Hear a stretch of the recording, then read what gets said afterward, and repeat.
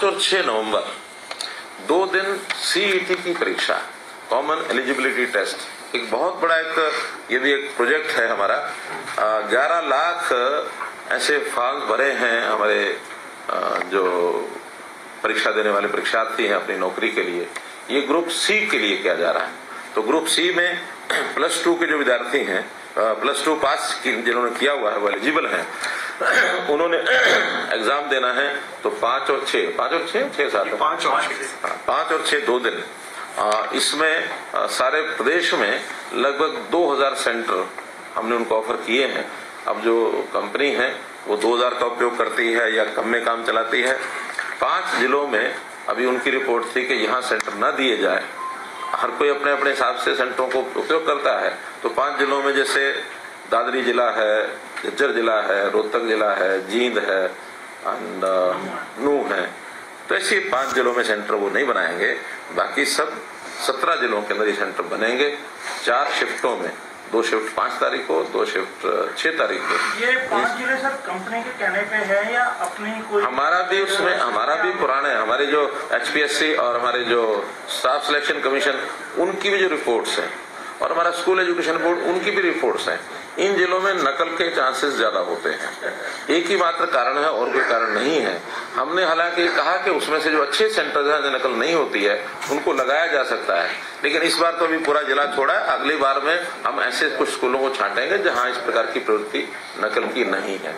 अब क्या होता है कि इतने सारे सेंटर्स पर जब ये काम किया जाता तो कई बार पुलिस के नाते से हम पुलिस लगाते जरूर हैं, लेकिन अनटूवर्ड कोई इंसिडेंट हो अच्छा नहीं है।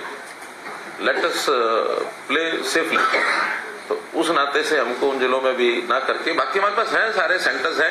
एक जिले से जो परीक्षार्थी देने वाला है वो दूसरे में या तीसरे में जाकर के देगा, बहुत दूर नहीं ले जाएंगे।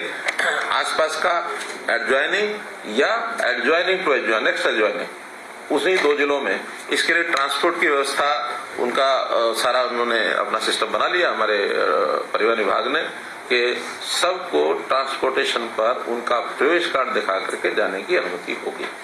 और डिस्ट्रिक्ट टू डिस्ट्रिक्ट रोडवेज की बसें चलेंगी। डीसीज को हमने कह दिया लोकल ट्रांसपोर्ट, चाहे वो स्कूल की बसें भी क्यों ना हो, तो जो नोडल सर्विस है वहां की, क्या उसको बोलते हैं नोडल सर्विस, शटल सर्विस, ये जो सेंटर्स हैं भिन्न भिन्न, तो वहां का डिस्ट्रिक्ट हेडक्वार्टर का जो डिपो है वहां से जहां सेंटर है वहां तक भी बसें वो चले 2 दिन। बल्कि मेरी तो अपील जनता को ये रहेगी कि इस 2 दिनों में 5 और 6 तारीख को ट्रैवलिंग बसों के द्वारा कम से कम करें। इन विद्यार्थियों को, इन परीक्षार्थियों को परेशानी नहीं होनी चाहिए, हर कोई समय पर परीक्षा देने पहुंच जाए। तो ये शिकायत नहीं आनी चाहिए कि कोई अपने परीक्षा केंद्र पर नहीं पहुंच सका है। पहली बार ये प्रयोग हो रहा है। एडमिट कार्ड दिखा के यात्रा कर सकते हैं, मीनिंग में इनको कराया नहीं देना? नहीं, एडमिट कार्ड दिखाएंगे, कोई किराया नहीं देना, ना आगे शटल सर्विस में देना ना यहाँ देना। और कंपनी ने ये कहा कि उसका रिजल्ट वो 1-1.5 महीने के अंदर अंदर वो दे देंगे। अर्थात अपेक्षा है कि 15 दिसंबर तक वो इसका रिजल्ट दे दें, और 15 दिसंबर के बाद फिर जो पोस्ट वाइज इनमें से किस पोस्ट पर किसको अपना अप्लाई करना है वो एडवर्टाइजमेंट निकलेगी। उसके हिसाब से जो पास कैंडिडेट हैं उन पास कैंडिडेट को उनको एक मौका दिया जाएगा। 4 टाइम्स नंबर ऑफ पोस्ट के हिसाब से हर एक डिपार्टमेंट के लिए, हर एक पोस्ट के लिए उनको एक एग्जाम देने के लिए और बुलाया जाएगा। तो उस एग्जाम में उन लोगों के पास करने के बाद फिर उनकी सिलेक्शन फाइनल हो जाएगी, नो इंटरव्यू। इसके बाद ग्रुप डी का भी ये सारी प्रोसेस होने के बाद लगभग 6 महीने इस प्रोसेस में लग जाएंगे। फिर ग्रुप डी का एक और एग्जाम इसी प्रकार से लिया जाएगा।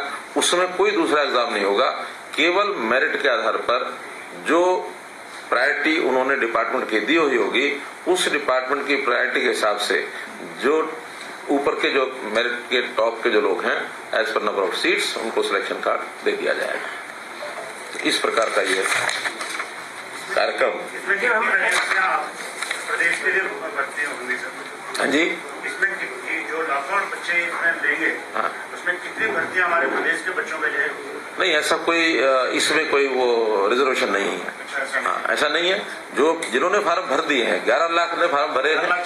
हाँ, तो 11 लाख से ऊपर लोगों ने फार्म भरे हैं, और उसमें जो हाईएस्ट मार्क्स के होंगे उन हाईएस्ट मार्क्स के लोगों को अगले जो नंबर ऑफ सीट्स होंगी उन सीट्स के हिसाब से उनसे फिर वह एक ऑप्शन ली जाएंगी और उस ऑप्शन में जो आएंगे जितनी सीटें हैं 4 टाइम्स का उसमें एग्जाम लिया जाएगा। ये तो हमारा ग्रुप सी का हो, ग्रुप डी का हम अगले साल लेंगे 6 महीने बाद। हमने ये भी कहा था कि ग्रुप सी का सीईटी भी हर साल होगा। हाँ, हर साल होगा, ये भी हर साल होगा, वो भी हर साल होगा, लेकिन 2 बार होगा। अब इसमें इस बार पहले ग्रुप सी का कर रहे हैं, बाद में डी का करेंगे।